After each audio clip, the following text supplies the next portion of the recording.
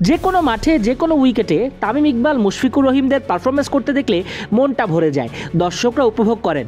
ঠিক তেমনি একটা ম্যাচ উপহার দিয়েছেন তামিম ইকবাল মুশফিকুর রহিম। নবাগত গুলশান ক্লাবের বিপক্ষে ঢাকা প্রিমিয়ার লিগে হার দিয়ে শুরু, তবে মোহামেডান টানা 2টা ম্যাচে জিতে গেছে।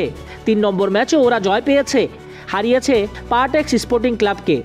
এর আগে রূপগঞ্জ টাইগার্সের বিপক্ষেও জয় পেয়েছে তারা। 7 উইকেটের ব্যবধানে পার্টেক্সকে হারিয়েছে তামিমরা। সেঞ্চুরি হাঁকিয়েছেন দলপতি তামিম ইকবাল খান। বিকেএসপি 4 নম্বর মাঠে আগে ব্যাট করা পার্টেক্স করে 218 রান। জবাব দিতে নেমে তামিমের অপরাজিত 125 রানের ইনিংসে 40.2 ওভারেই লক্ষ্যে পৌঁছে যায় মোহামেডান। লক্ষ্য তারায় নেমে শুরুতেই ওপেনার রনি তালুকদারকে ব্যক্তিগত 9 রানে হারায় মোহামেডান। বেশি দূর যেতে পারেননি মাহিদুল অঙ্কনও, 6 রান করেন। সেখান থেকে তাহিদ হৃদয়কে নিয়ে 65 রানের জুটি গড়েন তামিম ইকবাল। 37 রান করে হৃদয় আউট হলেও বাকি কাজ মুশফিকুর রহিমকে নিয়ে সেরে ফেলেন তামিম। দুজনের অবিচ্ছেদ্য 122 রানের জুটিতে মুশফিকের অবদান 44 বলে অপরাজিত 35 রান।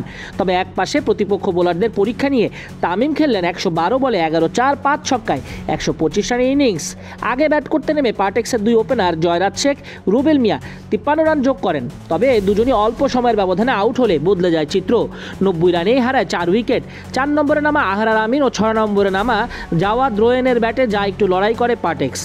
দলপতি সাব্বির রহমান আউট হন মাত্র 1 রান করে। আহরার রোয়েনের 82 রান জুটি ভাঙেন নাসুম আহমেদ। তার আগে রোয়েনের নামের পাশে 45 বলে 42 রান। রোয়েন 50 মিস করলেও 78 রানে ইনিংস খেলেন আহরার আমিন। 86 বলে 6-4 3 ছক্কায় সাজান ইনিংসটা।